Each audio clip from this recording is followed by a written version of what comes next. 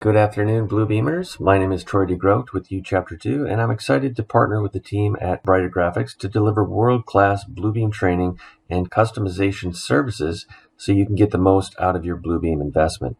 So I'm going to go up under Review to start out in the upper left corner. Cancel that window, back up here. Next is Profile. So Profiles, what a profile is basically the entire interface of Bluebeam Revu. So what tools are turned on, which ones are turned off, where they're located, all the way around the perimeter of the interface. And we can build custom profiles to fit your company, turn off all the tools you'll never use, reduce that clutter, and turn on the ones that you do need.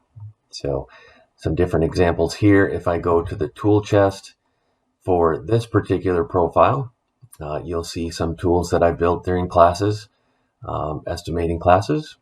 If I switch over to a different version of Bluebeam I have open, you'll see I have a profile for a concrete contractor. I have slabs, walls, piers, and then all of my custom tools that we built for slabs.